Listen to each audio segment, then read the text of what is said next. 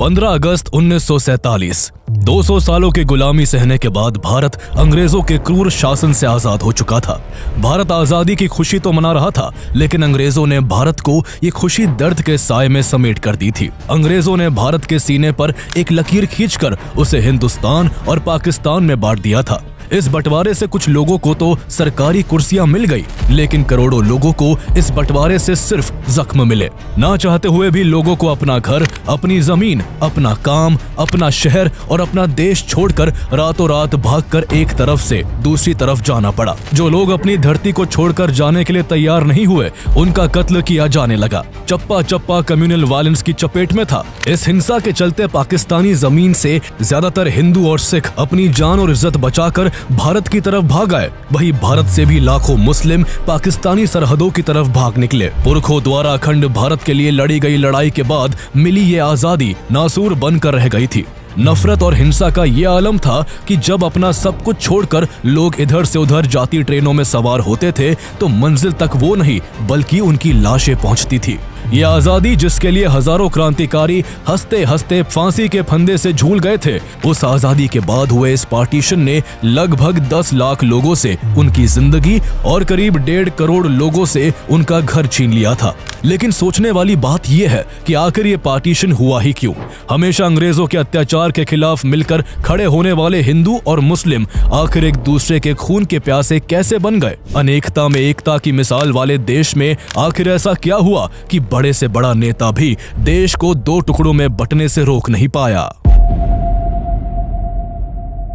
British India के समय भारत में कई प्रिंसली स्टेट्स थी जहां राजाओं की सत्ता थी और वहां ब्रिटिशर्स इनडायरेक्टली रूल करते थे, जबकि बाकी के इंडिया पर उनका डायरेक्ट रूल था। अंग्रेजों की नीतियों और उनके अत्याचार के खिलाफ 1857 में ही एक बड़े आंदोलन की शुरुआत हो चुकी थी। इस साल हिंदुओं और मुस्लिमों ने एक साथ मिलकर अंग्रेजों के खिलाफ विद्रोह किया था। उस दौरान ईस्ट इंडिया कंपनी ने एनफील्ड P53 राइफल इंट्रोड्यूस की थी, जिसे लोड करने के लिए सोल्जर्स को ग्रीस कार्ट्रिजेस के एंड को दांतों से काटना पड़ता था। कार्ट्रिजेस में गाय और सुअर की चर्बी होने की बात फैल जाने से दोनों धर्मों के सिपाहियों ने मिलकर देश में विद्रोह की ऐसी ज्वाला भड़काई कि अंग्रेजों की भारत में सत्ता खोते खोते बच पाई थी। 1857 की क्रांति के मात्र 2 साल बाद ही बंगाल में भी इंडिगो रिवॉल्ट तेज हो गया था। इस तरह साल और फिर दशक बदलते गए और धीरे धीरे पूरे देश में अंग्रेजों के खिलाफ एक माहौल बनने लगा। जो भी आंदोलन होते थे उनमें हिंदू और मुस्लिम समेत हर कम्युनिटी के लोग एक ही सुर में ब्रिटिश गवर्नमेंट का विरोध करते। ये वो समय था जब लोगों में रिलीजन से ज्यादा नेशनलिज्म की भावना थी। सबसे ज्यादा विद्रोह का सामना अंग्रेजों को बंगाल में देखने को मिलता था। बड़े बड़े इंटेलेक्चुअल्स, रेवोल्यूशनरीज और लीडर्स बंगाल की धरती से ही खड़े होकर ब्रिटिशर्स की नाक में दम कर रहे थे। उस समय बंगाल ब्रिटिश इंडिया का सबसे बड़ा प्रोविंस था, जिसमें आज के वेस्ट बंगाल, असम, बिहार, झारखंड, ओडिशा और बांग्लादेश समेत और भी कई क्षेत्र शामिल थे। पूरे बंगाल में हिंदू पॉपुलेशन मेजॉरिटी में थी, लेकिन बंगाल के ईस्टर्न साइड में मुस्लिम पॉपुलेशन ज्यादा थी। अब तक अंग्रेजों को इतना तो समझ आ चुका था कि अगर हिंदुओं और मुस्लिमों की यूनिटी को नहीं तोड़ा गया तो उनके लिए इंडिया को कंट्रोल में रख पाना मुश्किल हो जाएगा। इसलिए साल 1903 में अंग्रेजों ने डिवाइड एंड रूल की पॉलिसी अपनाते हुए बंगाल में हिंदूस और मुस्लिम्स के बीच दरार पैदा करने के लिए बंगाल को डिवाइड करने का प्लान बनाया। उनका मकसद लोगों को धर्म के आधार पर बांटने का था, ताकि वो आपस में ही उलझ कर रह जाए और ब्रिटिश गवर्नमेंट के लिए यूनाइट होकर परेशानी ना खड़ी कर पाए। इसके लिए अंग्रेजों ने बंगाल में यह बात फैलानी शुरू कर दी कि बंगाल काफी बड़ा है और इतने बड़े क्षेत्र को एक साथ सही से चला पाना काफी मुश्किल है। इस तरह जहां वो हर जगह बंगाल के बंटवारे के पीछे एडमिनिस्ट्रेटिव रीजन दे रहे थे, तो वही ईस्टर्न साइड जहां मुस्लिम कम्युनिटी मेजॉरिटी में थी, अंग्रेजों द्वारा उन्हें ये बोला जा रहा था कि बंगाल के इतने बड़े होने की वजह से इस साइड गवर्नमेंट की पॉलिसीज का बेनिफिट नहीं पहुंच पाता है। लेकिन डिवीजन के बाद इस क्षेत्र पर खास ध्यान दिया जाएगा। इसके बाद 20 जुलाई 1905 को बंगाल डिवीजन का अनाउंसमेंट कर दिया गया, जिसका बंगाल के लोगों ने भारी विरोध किया। तब तक इंडियन नेशनल कांग्रेस भारतीय लोगों की आवाज बन चुकी थी और कांग्रेस के नेताओं ने भी इस डिवीजन के फैसले का पुरजोर विरोध किया। कांग्रेस लीडर्स को पता था कि ये सब अंग्रेज केवल लोगों को धर्म के आधार पर बांटने के लिए कर रहे हैं, लेकिन इतने विरोध के बावजूद 16 अक्टूबर 1905 को बंगाल को 2 हिस्सों में बांट दिया गया। पहला वेस्टर्न साइड बंगाल ओडिशा और बिहार जैसे क्षेत्रों को मिलाकर बंगाल बना रहा, जबकि दूसरा ईस्टर्न साइड बंगाल और असम को मिलाकर ईस्टर्न बंगाल एंड असम बना दिया गया। इस डिवीजन से ये हुआ कि जो मुस्लिम कम्युनिटी विभाजन से पहले बंगाल में माइनॉरिटी में थी, वो अब ईस्टर्न बंगाल एंड असम में मेजॉरिटी में आ चुकी थी।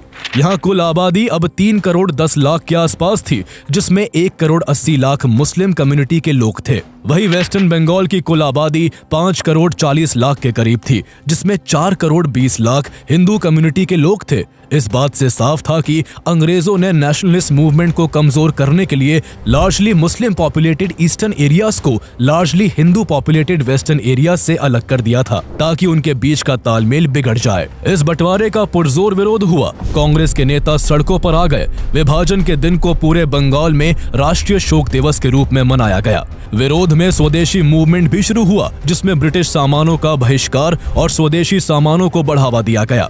धीरे धीरे यह आंदोलन पूरे देश में फैलने लगा। बाल गंगाधर तिलक ने इस आंदोलन का प्रचार बंबई और पुणे में किया। वही अजीत सिंह और लाला लाजपत राय ने पंजाब और उत्तर प्रदेश में इस आंदोलन को फैलाने का काम किया। रविंद्रनाथ टैगोर ने इसके खिलाफ अमार सोनार बांग्ला गीत लिखा, जो आंदोलनकारियों के लिए विरोध जताने का जरिया बन गया। 1906 में कलकत्ता में हुए कांग्रेस अधिवेशन की अध्यक्षता दादा भाई नौरोजी ने की, जहां पहली बार अंग्रेजों से सेल्फ गवर्नेंस की मांग रखी गई। इस तरह भारत में एक बार फिर नेशन वाइड मूवमेंट की शुरुआत हो गई। लेकिन इस दौरान वो भी हो रहा था जो ब्रिटिशर्स चाहते थे। अब ईस्टर्न बंगाल एंड असम में मुस्लिम पॉपुलेशन मेजॉरिटी में थी, इसलिए कई मुस्लिम एक्टिविस्ट ने इस विभाजन को एक अपॉर्चुनिटी के रूप में देखा। वो जिस तरह पहले कांग्रेस के साथ मिलकर अंग्रेजों का विरोध करते थे, इस बार उन्होंने ऐसा नहीं किया, बल्कि इसके ऑपोजिट कई मुस्लिम नेताओं ने अंग्रेजों का सपोर्ट करते हुए पार्टीशन के खिलाफ जारी मूवमेंट का विरोध किया। वो इस पार्टीशन से खुश थे, क्योंकि अब उन्हें लगता था कि ईस्ट बंगाल की वजह से उन्हें ज्यादा पॉलिटिकल और सोशल कंट्रोल मिलेगा। इस दौरान उनके अंदर एक और बात बिठाई गई कि कांग्रेस तो केवल हिंदुओं की पार्टी है, वो तो केवल हिंदुओं का पक्ष रखती है। ऐसे में ईस्ट बंगाल के मुस्लिम एक्टिविस्ट को लगने लगा था कि देश अगर आजाद हो भी गया तो सत्ता कांग्रेस संभालेगी और फिर हिंदुओं का ही राज होगा।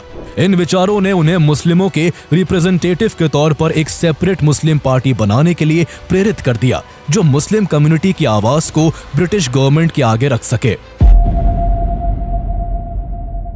कांग्रेस भी ये सब भांप चुकी थी कि अंग्रेजों ने भेदभाव के गहरे बीज देश में बो दिए हैं, जिससे आंदोलन की दिशा भटक सकती है। इसलिए कांग्रेस के दिग्गज नेताओं ने बार बार साफ किया कि कांग्रेस पूरे देश की पार्टी है और कांग्रेस का सपना एक यूनाइटेड सेक्युलर इंडिया का है, जिसकी छतरी के नीचे हर मजहब के लोग मिलकर रहेंगे। कांग्रेस में जो मुस्लिम नेता थे, उन्होंने भी सबसे यही बात कही, लेकिन अब देर हो चुकी थी। अंग्रेजों का प्लान काम कर गया था और एक ही सुर में बोलने वाले नेताओं के बीच अब दरार पड़ चुकी थी। कुछ मुस्लिम नेताओं ने कांग्रेस के बराबर में मुस्लिम कम्युनिटी के रिप्रेजेंटेशन के नाम पर एक इंडिपेंडेंट ऑर्गेनाइजेशन बनाने का फैसला किया। इसके गठन के लिए सितंबर 1906 में लखनऊ में एक बैठक आयोजित की गई, जिसमें भारत के कई मुस्लिम प्रतिनिधियों ने भाग लिया। इस बैठक में पॉलिटिकल पार्टी के फॉर्मेशन पर विचार किया गया। इस दौरान सबसे बड़ा role All India Mohammedan Educational Conference AIMEC का था, जिसे सर सैयद अहमद खान ने 1886 में मुसलमानों को एजुकेशन देने के लिए बनाया था। इस ऑर्गेनाइजेशन को पॉलिटिक्स से दूर रखा गया था, लेकिन 30 दिसंबर 1906 को जब AIMEC का 20th सेशन ढाका में आयोजित किया गया, जिसमें लगभग 3000 डेलीगेट्स ने भाग लिया था, तो उन्होंने मिलकर AIMEC से पॉलिटिक्स पर लगा बैन हटा दिया। इसके बाद all India Muslim league AIML का फॉर्मेशन हुआ। इस नाम का सजेशन नवाब ख्वाजा सर सलीमुल्लाह बहादुर ने दिया था। इस तरह ऑल इंडिया मुस्लिम लीग का गठन हुआ, जिसके फाउंडर्स ख्वाजा सलीमुल्लाह, विकारुल मुल्क, सैयद अमीर अली, सैयद नबी उल्लाह, खान बहादुर गुलाम और मुस्तफा चौधरी थे। लीग के पहले ऑनरी प्रेसिडेंट सर सुल्तान मोहम्मद शाह बने। ऑल इंडिया मुस्लिम लीग अपने फॉर्मेशन के बाद कई पहलुओं पर काम करने में लगी हुई थी। एक तरफ उसके लीडर्स देश भर के मुसलमानों का समर्थन कांग्रेस से मुस्लिम लीग की तरफ शिफ्ट करने की कोशिश में लगे थे, तो दूसरी ओर ब्रिटिश गवर्नमेंट की गुड बुक्स में रहने के लिए मुस्लिम लीग के लीडर्स ब्रिटिशर्स के प्रति खूब वफादारी दिखा रहे थे। इसका असर ये हो रहा था कि लीग द्वारा जब भी मुस्लिम कम्युनिटी के हितों और अधिकारों के लिए कोई मांग उठाई जाती, तो अंग्रेज उस पर खास ध्यान देते थे। ऐसे में 1908 में मुस्लिम लीग ने अमृतसर में एक अधिवेशन आयोजित किया, जिसमें मुस्लिमों के लिए सेपरेट इलेक्टोरेट की मांग उठाई गई। इसके बाद ब्रिटिश गवर्नमेंट सुधार के नाम पर 1909 में मॉर्ली मिंटो रिफॉर्म्स लेकर आती है, जिसमें सेपरेट इलेक्टोरेट्स का सिस्टम लागू कर दिया गया। इसके तहत सिर्फ मुस्लिम लोग ही मुस्लिम कैंडिडेट्स के लिए वोट कर सकते थे। ये सब साफ तौर पर हिंदू और मुस्लिम कम्युनिटी के बीच की खाई को और भी गहरा करने के लिए किया गया था। यही से देश में कम्युनलिज्म बढ़ता चला गया और भारत में पहली बार रिलीजन के नाम पर पोलराइजेशन की शुरुआत हो गई। कांग्रेस ने मॉर्ली मिंटो रिफॉर्म्स का पुरजोर विरोध किया, लेकिन कुछ नहीं हो सका। मुस्लिम लीग ने सेपरेट इलेक्टोरेट हासिल करके न केवल कांग्रेस को एक डिप्लोमेटिक और आइडियोलॉजिकल हार दी, बल्कि इससे लीग ने भारतीय मुस्लिमों का भी भरपूर समर्थन हासिल किया। अब मुस्लिम कम्युनिटी की एक बड़ी तादाद को लगने लगा था कि मुस्लिम लीग ही उनके लिए ज्यादा बेनिफिशियल है। अंग्रेज भारत को हिंदू और मुस्लिम में बांटकर बहुत खुश थे और उन्हें अनुमान था कि अब देश की राजनीति किस दिशा की तरफ मुड़ चुकी है। इसका एक सबूत सेपरेट इलेक्टोरेट को लागू करने के बाद उस समय के वायसरॉय लॉर्ड मिंटो द्वारा अपने दोस्त को लिखे लेटर में देखने को मिलता है, जिसमें उन्होंने लिखा था कि हम सेपरेट इलेक्टोरेट बनाकर भारत में ऐसा घातक विष बो रहे हैं जिसकी फसल बहुत कड़वी होगी। साल 1911 में अंग्रेजों ने ईस्टर्न बंगाल और वेस्टर्न बंगाल को फिर से एक कर दिया, लेकिन बंगाल का बंटवारा करके उन्हें जो चाहिए था वो उन्हें मिल चुका था। लगातार हिंदू और मुस्लिम नेताओं के बीच बढ़ती इस खाई को पाटने के लिए एक मुस्लिम कांग्रेस लीडर मोहम्मद अली जिन्ना आगे आते हैं। जिस साल मुस्लिम लीग का गठन हुआ था, उसी साल जिन्ना ने कांग्रेस को ज्वाइन किया था। वो एक बैरिस्टर थे जो लंदन से पढ़कर आए थे। उनकी लाइफस्टाइल मुस्लिम ट्रेडिशन से बिल्कुल अलग थी। वो कट्टरपंथी मौलाना और मौलवियों के कड़े आलोचक थे और कांग्रेस की सेक्युलर आइडियोलॉजी के बहुत बड़े समर्थक थे। उनका मानना था कि देश में धर्म के आधार पर कोई भी भेदभाव नहीं होना चाहिए। भारत की आजादी के लिए वो कांग्रेस और मुस्लिम लीग में एकता करवाना चाहते थे, ताकि दोनों मिलकर एक साथ अंग्रेजों के खिलाफ आवाज बुलंद कर सके। इसके लिए दोनों तरफ तालमेल बिठाना जरूरी था।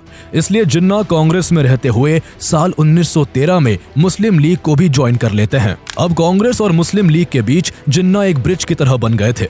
उन्हीं के प्रयासों से 1916 में मुस्लिम लीग और कांग्रेस का ज्वाइंट सेशन हुआ, जिसमें दोनों पार्टियों के बीच लखनऊ पैक्ट साइन हुआ। इस पैक्ट के तहत पॉलिटिकल पार्टीज ने रिलीजियस माइनॉरिटीज को प्रोविंशियल लेजिस्लेचर्स में पार्टिसिपेशन देने का फैसला किया।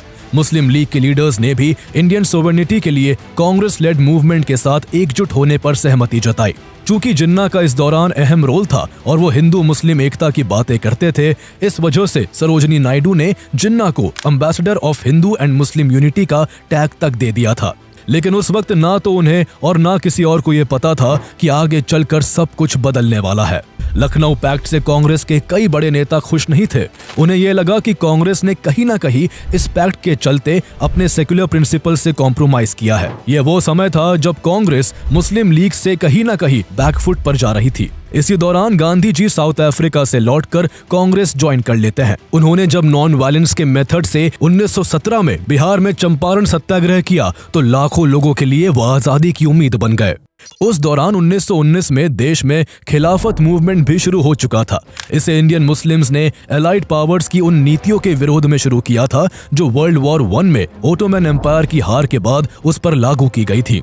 गांधी जी ने इस मूवमेंट को हिंदू मुस्लिम यूनिटी के एक बड़े अवसर के रूप में देखा। उन्होंने कहा कि अगर कांग्रेस हिंदू मुस्लिम एकता की बात करती है तो खिलाफत मूवमेंट से उसे जुड़ना चाहिए। इसके बाद कांग्रेस भी इस मूवमेंट से जुड़ गई और कांग्रेस ने जगह जगह जाकर लोगों को इस मूवमेंट से जोड़ा। इस तरह एक बार फिर हिंदू और मुस्लिम नेताओं के बीच एकता देखने को मिली और दोनों पार्टियों ने अंग्रेजों के खिलाफ मिलकर आवाज उठाई। लेकिन जिन्ना ना तो खिलाफत मूवमेंट के सपोर्टर थे और ना ही वो गांधी जी के मेथड से खुश थे। 1920 में जब गांधी जी ने नॉन कोऑपरेशन मूवमेंट शुरू किया तो जिन्ना ने इसका खुलेआम विरोध किया। यहाँ तक कि इसके चलते इस साल जिन्ना ने कांग्रेस को भी छोड़ दिया। जिन्ना को लगता था कि गांधी जी का अप्रोच कम्युनल यूनिटी को कमजोर कर रहा है और ये तरीका मुस्लिम्स के इंटरेस्ट को प्रॉपर्ली रिप्रेजेंट नहीं करता। इसके बाद जिन्ना ने मुस्लिम लीग के प्रेसिडेंट के तौर पर काम करना जारी रखा, लेकिन वो तब भी हिंदू मुस्लिम यूनिटी को लेकर ही आगे बढ़ रहे थे। हालांकि 1922 में खिलाफत आंदोलन के खत्म होने के बाद पॉलिटिकल सिनेरियो फिर से बदल गया। कांग्रेस और मुस्लिम लीग के बीच फिर से खटास आ चुकी थी। इस बीच जहां मुस्लिमों के लिए मुस्लिम लीग एक ताकत बनकर उभर रही थी और कांग्रेस सेक्युलरिज्म की राह पकड़े हुए थी, ऐसे में देश में हिंदू महासभा और आरएसएस जैसे हिंदू नेशनलिस्ट ग्रुप्स भी मजबूती से हिंदुओं के अधिकारों की मांग उठा रहे थे। इस तरह देश में एक बार फिर से कम्युनलिज्म तेजी से बढ़ने लगा था। अब बात देश से ज्यादा अपने अपने धर्म के लोगों की सुरक्षा और अधिकारों की होने लगी थी। ये कम्युनलिज्म देश में तेजी से फैल रहा था। हिंदू मुस्लिम कम्युनिटीज के बीच म्यूचुअल ट्रस्ट अपने लोएस्ट पॉइंट पर पहुंच चुका था, जिसका बड़ा असर ये हुआ कि देश के कई शहरों में दंगे भड़क उठे। माहौल ऐसा बन चुका था कि सिर्फ आम लोगों का ही स्टैंस रिलीजन के बेसिस पर शिफ्ट नहीं हुआ था, बल्कि अब कांग्रेस के बड़े बड़े नेता भी कम्युनलिज्म की राह पकड़ चुके थे। 1921 में जहां कांग्रेस पार्टी में 11% मुस्लिम डेलीगेट्स थे, वो 1923 तक घटकर 4% से भी कम रह गए। इस तरह कांग्रेस के बहुत से मुस्लिम नेताओं ने मुस्लिम लीग ज्वाइन कर ली, जो कांग्रेस के हर फैसले में टांग अड़ाने लगे। साल 1928 में जब ब्रिटिशर्स ने साइमन कमीशन को बिना इंडियन लीडर्स से डिस्कस किए थोप दिया था, तब इसके जवाब में कांग्रेस के दिग्गज नेता मोतीलाल नेहरू ने नेहरू रिपोर्ट जारी की, जिसमें dominion status, federation of British India and Indian states और जॉइंट इलेक्टोरेट्स जैसे कई इंपॉर्टेंट पॉइंट्स थे। लेकिन इस रिपोर्ट से मुस्लिम लीग आग बबूला हो गई और इस प्रपोजल का जमकर विरोध किया। उन्हें सबसे ज्यादा परेशानी जॉइंट इलेक्टोरेट सिस्टम के सुझाव से थी। उन्हें डर था कि इस तरह मुस्लिम मेजॉरिटी प्रोविंसेस में उनकी पॉलिटिकल पावर कमजोर हो सकती है। इस बार मोहम्मद अली जिन्ना भी कांग्रेस के इस फैसले के विरोध में खुलकर खड़े थे। इसको लेकर मार्च 1929 में मुस्लिम लीग का दिल्ली में सेशन हुआ, जिसमें मोहम्मद अली जिन्ना ने मुस्लिम व्यू पॉइंट्स को लेकर 14 पॉइंट्स तैयार किए। इनमें कई डिमांड्स थी, जैसे कि सभी लेजिस्लेचर्स और इलेक्टेड बॉडीज में मुस्लिम्स की एडिक्वेट रिप्रेजेंटेशन हो, किसी भी मुस्लिम मेजॉरिटी प्रोविंस को माइनॉरिटी में ना बदला जाए और गवर्नमेंट सर्विसेज और सेल्फ गवर्निंग बॉडीज में मुस्लिम्स की उचित भागीदारी हो। इसके अलावा एक मांग ये भी थी कि सेंट्रल और स्टेट कैबिनेट्स में 1/3 मुस्लिम मेंबर्स हो और किसी भी लेजिस्लेचर में कोई बिल तभी पास हो जब 3/4 माइनॉरिटी कम्युनिटी उसे अपने हितों के खिलाफ ना माने। जिन्ना के ये डिमांड जिन्नास 14 पॉइंट्स के नाम से फेमस हुए, जो आगे चलकर मुस्लिम लीग के फ्यूचर एजेंडास की नींव बने। जिन्ना को उम्मीद थी कि कांग्रेस उनके इन सभी पॉइंट्स को तवज्जो देगी, लेकिन कांग्रेस ने उनके अमेंडमेंट्स को स्वीकार नहीं किया। इससे नाराज होकर जिन्ना ने आगे कोई भागीदारी करने से इनकार कर दिया और ये ऐलान भी किया कि अब वो इंडियन नेशनल कांग्रेस से कोई संबंध नहीं रखेंगे। उनका पॉलिटिक्स से अब मन ऊब चुका था, इसलिए 1930 में वो पॉलिटिक्स से किनारा करके लंदन चले गए। जिन्ना के बाद मुस्लिम लीग के प्रेसिडेंट अल्लामा इकबाल बने, जिन्होंने कभी सारे जहां से अच्छा हिंदुस्तान हमारा जैसा देशभक्ति गीत लिखा था। लेकिन वही अल्लामा इकबाल पहले ऐसे मुस्लिम लीग के नेता बने जिन्होंने 29 दिसंबर 1930 को पहली बार अपने भाषण के जरिए भारत में एक अलग मुस्लिम राज्य की मांग की। उन्होंने अपने भाषण में कहा कि Punjab, North West Frontier Province, Sindh और बलोचिस्तान को मर्ज करके एक सिंगल मुस्लिम स्टेट बना देना चाहिए। उनके इस बयान के बाद देश में 2 नेशन थ्योरी जोर पकड़ने लगी। इस मांग में एक चैप्टर चौधरी रहमत अली ने भी जोड़ दिया। उन्होंने 1933 में नाउ और नेवर नाम से एक पैम्फलेट लिखा, जिसमें उन्होंने इकबाल की जो Punjab, North West Frontier Province, Sindh और बलोचिस्तान को मर्ज कर सिंगल मुस्लिम स्टेट बनाने की मांग थी, उसमें उन्होंने कश्मीर का नाम भी जोड़ दिया और इन्होंने इन स्टेट्स को मिलाकर मुस्लिमों के लिए एक अलग देश पाकिस्तान बनाने की बात की। रहमत अली ने पाकिस्तान नेशनल मूवमेंट शुरू किया और फिर पाकिस्तान नाम से एक न्यूज़पेपर भी पब्लिश किया, ताकि इसके जरिए पाकिस्तान की मांग को हवा दी जा सके। इस तरह अब देश को 2 हिस्सों में बांटने की बातें देश की हवाओं में घुल गई। मुस्लिम लीग के लीडर्स ने यह प्रोपेगेंडा शुरू कर दिया कि हिंदुओं और मुस्लिमों का कल्चर बिल्कुल अलग अलग है और दोनों धर्म के लोग कभी एक देश के नहीं हो सकते, चाहे वो सदियों से साथ क्यों न रहते आए हो। यह थ्योरी मुसलमानों के बीच खूब लोकप्रिय हो रही थी, लेकिन कांग्रेस नेताओं ने इसका जमकर विरोध किया और ऐसी हर मांग को सिरे से नकार दिया। इसी दौरान 1935 में जिन्ना लंदन से वापस भारत आ गए, लेकिन इस बार वो अपनी सेक्युलर आइडियोलॉजी को पीछे छोड़कर आए थे। उन्हें देश में जो माहौल बनता दिख रहा था, उससे अब उनका स्टांस भी यूनाइटेड सेक्युलर इंडिया से सेपरेट मुस्लिम नेशन की तरफ मुड़ चुका था। उनका कांग्रेस से मतभेद काफी बढ़ चुका था। वो गांधी जी को पहले से ही पसंद नहीं करते थे, वही अब जवाहरलाल नेहरू से भी उनकी दूरियां बढ़ गई थी। इसी बीच Britishers government of India act 1935 लेकर आते हैं, जिसका मकसद भारत की गवर्नमेंट के लिए फर्दर प्रोविजंस बनाने का था। यह एक्ट भारतीयों को ज्यादा पॉलिटिकल पावर और रिस्पॉन्सिबिलिटी देने की दिशा में एक इम्पोर्टेंट स्टेप था। 1937 में इसी गवर्नमेंट ऑफ इंडिया एक्ट के तहत कांग्रेस और मुस्लिम लीग जैसी पार्टियों के बीच प्रोविंशियल इलेक्शंस हुए, जिसमें मुस्लिम लीग को बुरी हार का सामना करना पड़ा। उनकी किसी भी प्रोविंस में गवर्नमेंट नहीं बन पाई, यहाँ तक कि पंजाब और बंगाल जैसी मुस्लिम मेजॉरिटी प्रोविंसेस में भी उन्हें हार का सामना करना पड़ा। वही कांग्रेस ने इस इलेक्शन में अच्छा परफॉर्मेंस किया और कई प्रोविंसेस में गवर्नमेंट बनाई। इस चुनाव परिणाम से हताश होकर 28 मई 1937 को अल्लामा इकबाल ने जिन्ना को एक लेटर लिखा। इस लेटर में उन्होंने कहा कि बिना स्वतंत्र मुस्लिम राज्य के इस देश में इस्लामी शरीयत का पालन और उनका विकास संभव नहीं है। अगर ऐसा नहीं हुआ तो इस देश में सिविल वॉर की स्थिति बन सकती है, जो पिछले कुछ सालों से हिंदू मुस्लिम दंगों के रूप में देखने को मिल ही रही है। आगे उन्होंने लिखा कि एक अलग देश की मांग को जोर से उठाने का यही सही समय है। इकबाल ने 21 जून 1937 को फिर से एक लेटर जिन्ना को लिखा। उन्होंने बताया कि इंग्लैंड से वापस रवाना होने से पहले लॉर्ड लोथियन ने उनसे कहा था कि भारत की एकता में आई दरार का एकमात्र हल अब केवल देश का बंटवारा है। 1937 चुनाव में मुस्लिम लीग की बुरी हार से जिन्ना भी काफी परेशान थे। उनमें अचानक काफी चेंजेस आने लगे थे। कभी हिंदू मुस्लिम एकता की बात करने वाले जिन्ना अब पूरी तरह से इस्लामिक आइडियोलॉजी के रंग में रंग चुके थे। इसके बाद मोहम्मद अली जिन्ना के नेतृत्व में मुस्लिम लीग ने पाकिस्तान के निर्माण के लिए 2 नेशन थ्योरी को अग्रेसिवली प्रमोट करना शुरू किया। एक बड़ा कैंपेन चलाया गया जिसमें पाकिस्तान के आइडिया को मुस्लिम्स के बीच वाइडली प्रमोट किया गया, खासकर उन एरियाज में जहां मुस्लिम्स की पॉपुलेशन ज्यादा थी। मुस्लिम्स को बार बार ये बोला गया कि कांग्रेस एक हिंदू पार्टी है और वो केवल हिंदूज के इंटरेस्ट को रिप्रेजेंट करती है। 1940 में लाहौर अधिवेशन में जिन्ना ने एक अलग राष्ट्र के रूप में पाकिस्तान के निर्माण को लेकर एक भाषण दिया, जिसमें उन्होंने कहा कि भारत में हिंदू आबादी ज्यादा है और डेमोक्रेसी में सरकारें वोट से ही बनती हैं। ऐसे में यहाँ सत्ता हमेशा हिंदुओं के पास ही रहेगी और भारत में मुस्लिमों के साथ हमेशा डिस्क्रिमिनेशन होगा। इसलिए सब मुस्लिम एक हो जाओ और एक अलग देश की फॉर्मेशन के लिए जी जान लगा दो। इसी बीच सेकेंड वर्ल्ड वॉर भी तेजी पकड़ चुका था। युद्ध में अंग्रेजों को सैनिकों की जरूरत थी और वो इस वॉर में इंडियंस का सपोर्ट चाहते थे। 22 मार्च 1942 को सर स्टैफोर्ड क्रिप्स ने कांग्रेस के साथ नेगोशिएशन शुरू किए ताकि ब्रिटेन को वर्ल्ड वॉर 2 में इंडियन सपोर्ट मिल सके, पर कांग्रेस में गरम दल के नेता और कई बुद्धिजीवी इसके लिए राजी नहीं हुए। लेकिन गांधी जी ने इसे एक अपॉर्चुनिटी की तरह देखा। उन्होंने वॉर में ब्रिटिशर्स की मदद के लिए इंडियन सोल्जर्स की भर्ती का समर्थन किया, लेकिन इस सपोर्ट के बदले उन्होंने भारत की आजादी की मांग कर दी। अंग्रेजों ने काफी कोशिश की कि पूर्ण स्वराज की मांग टल जाए, लेकिन कांग्रेस की फुल इंडिपेंडेंस की मांग जस से तस बनी रही।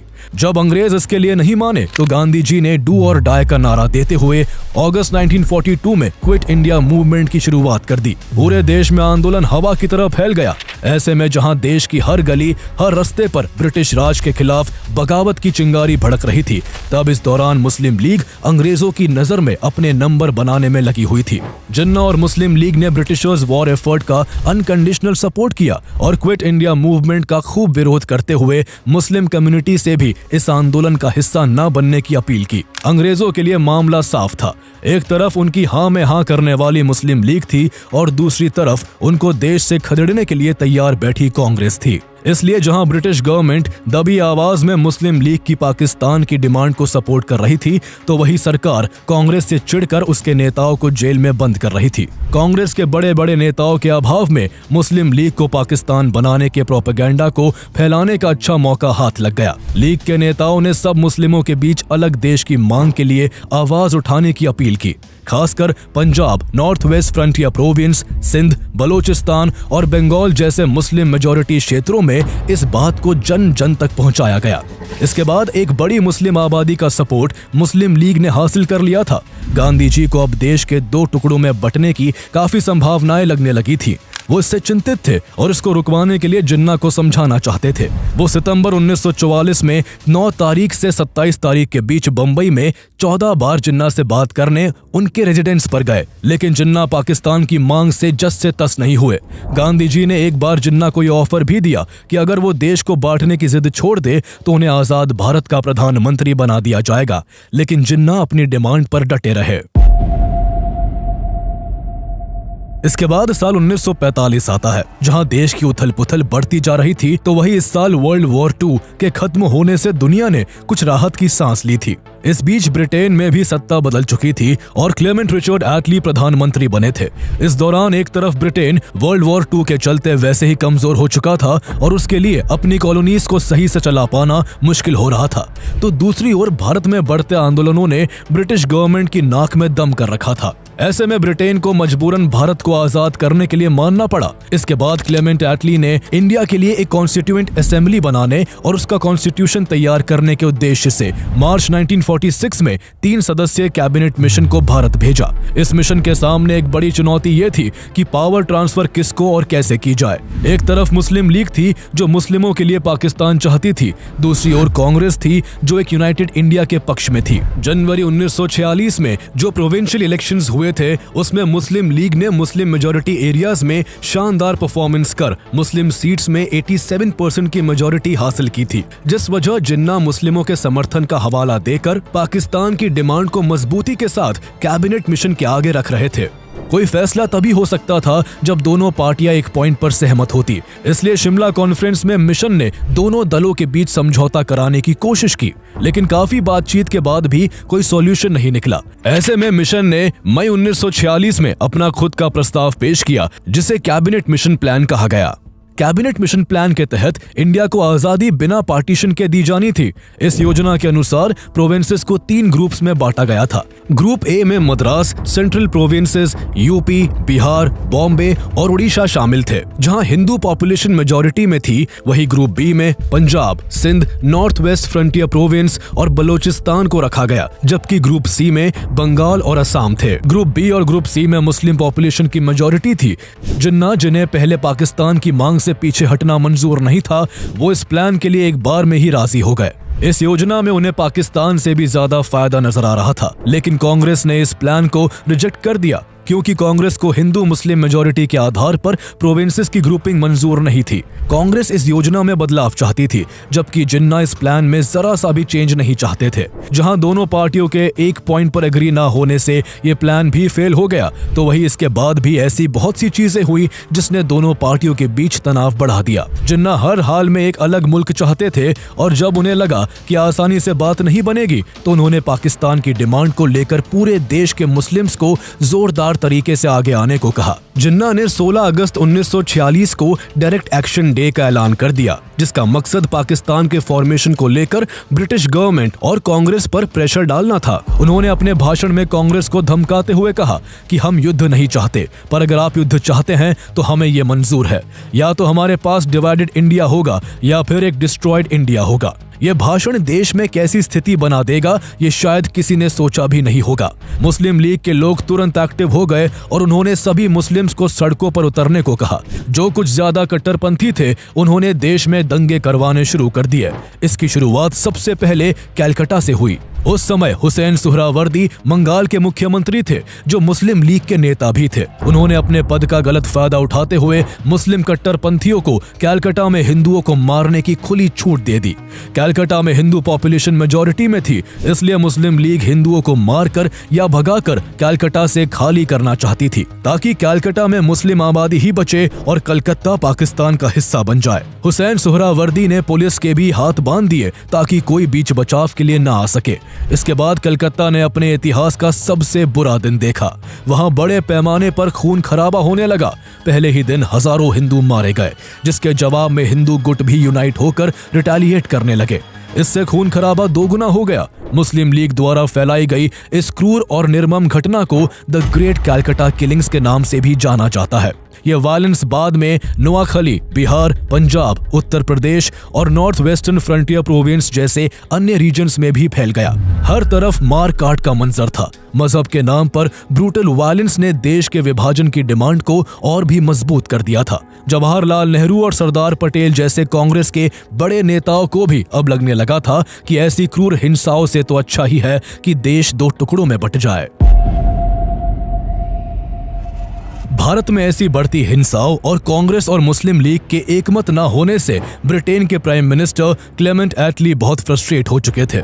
वो जल्द से जल्द इंडिया को फ्री करना चाहते थे। उन्होंने साफ कहा कि 30 जून 1948 तक सभी ब्रिटिशर्स भारत को छोड़ देंगे। उसके बाद देश में जो भी होगा उनकी जिम्मेदारी नहीं होगी। 30 जून 1948 तक हर हाल में भारत की सत्ता भारतीयों को सौंपने के निर्देश के साथ भारत के नए वायसरॉय के रूप में लॉर्ड माउंटबेटन को भारत भेजा गया। ऐसे नाजुक हालातों में माउंटबेटन 22 मार्च 1947 को भारत आए। में 1947 में उन्होंने डिकी बर्ड प्लान नाम से एक योजना दोनों पार्टियों के सामने रखी, लेकिन दोनों पार्टियों के बीच तब भी सहमति नहीं बनी। इसके बाद लॉर्ड माउंटबेटन ने एक नया प्लान पेश किया जिसे जून 3 प्लान या माउंटबेटन प्लान के नाम से जाना गया। ये प्लान भारत की आजादी के लिए लास्ट प्लान था। इस प्लान के हिसाब से देश को डिवाइड करके 2 इंडिपेंडेंट नेशंस इंडिया और पाकिस्तान में बांटना था। दोनों नेशंस को ऑटोनॉमी और सोवर्निटी दी जाती, यानी वो अपने इंटरनल और एक्सटर्नल मैटर्स पर पूरा कंट्रोल रख सकते थे।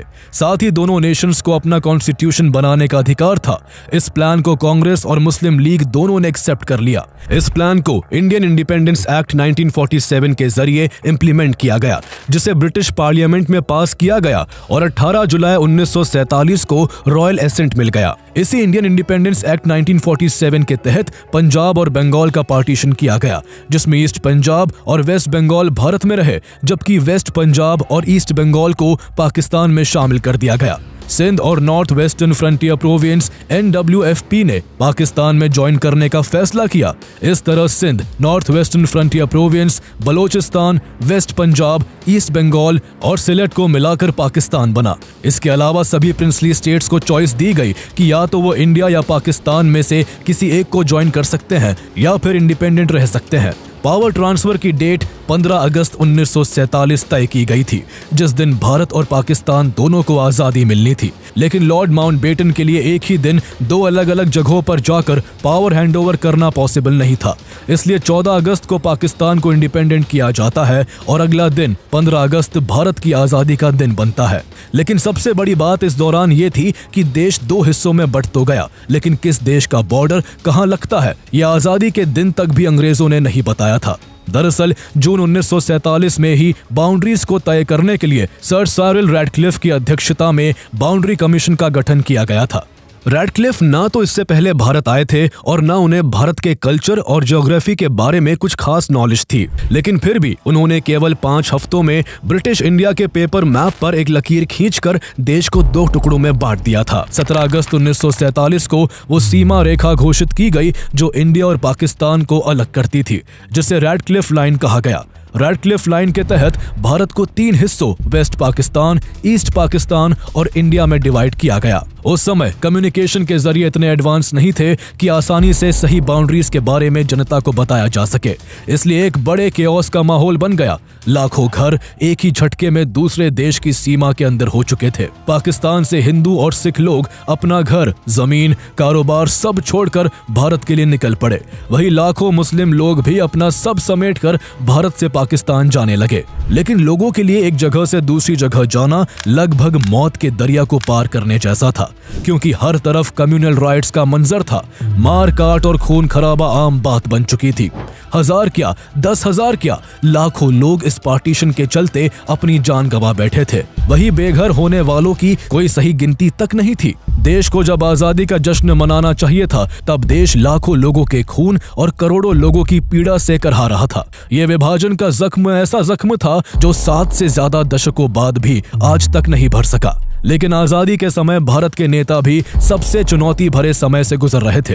उन्होंने भारत से पाकिस्तान को अलग होते देख लिया था, लेकिन अब भी 500 से ज्यादा प्रिंसली स्टेट्स थी जिन्हें भारत और पाकिस्तान में से किसी एक को चुनने की स्वतंत्रता दी गई थी। सरदार वल्लभ भाई पटेल ने देश के इतिहास में इन स्वतंत्र रियासतों को एकजुट करने का सबसे महत्वपूर्ण काम किया। इनमें से कुछ रियासतें भारत का अहम अंग थी, जिनके पाकिस्तान में चले जाने से भारत बिल्कुल ही अधूरा रह जाता। ऐसे में सरदार वल्लभ भाई पटेल ने महीनों तक देश के इन सभी राज्यों का दौरा कर इन्हें भारत में मर्ज करने की कोशिश की। मोस्टली स्टेट्स तो उनकी डिप्लोमेसी और ट्रस्ट की वजह से भारत का हिस्सा बन गए, लेकिन हैदराबाद, जूनागढ़ और जम्मू एंड कश्मीर जैसे राज्यों में पेंच काफी फंसा हुआ था। पाकिस्तान इन राज्यों पर गिद्ध की तरह नजरें गड़ाए बैठा था। जम्मू एंड कश्मीर की बागडोर उन दिनों महाराजा हरि सिंह के हाथों में थी। वो पहले इंडिपेंडेंट रहना चाहते थे, लेकिन जब जम्मू एंड कश्मीर को जबरदस्ती हड़पने के लिए पाकिस्तानी आर्मी ने वहां अटैक कर दिया तो जम्मू एंड कश्मीर कुछ शर्तों के साथ भारत में शामिल हो गया। उस दौरान जूनागढ़ पाकिस्तान में मिलने को तैयार था, जहां अधिकतर जनसंख्या हिंदुओं की थी जो भारत में ही रहना चाहते थे। ऐसे में सरदार वल्लभ भाई पटेल ने यहां मिलिट्री और पॉलिटिकल प्रेशर बनाकर जूनागढ़ को भी भारत में शामिल कर लिया। हैदराबाद के निजाम ने भी जब अकड़ दिखाई तो यहाँ भी वल्लभ भाई पटेल ने अपनी सूझबूझ का परिचय देते हुए मिलिट्री सपोर्ट से हैदराबाद को भारत में मिला लिया। तब मणिपुर, भोपाल और सिक्किम ने भी इंडिपेंडेंट रहना चुना था, लेकिन बाद में मणिपुर और भोपाल जहां 1949 में भारत के साथ जुड़ गए तो वही सिक्किम का भारत में ऑफिशियली 1975 में मर्जर हुआ और इस तरह आज के भारत की तस्वीर पूरी हुई।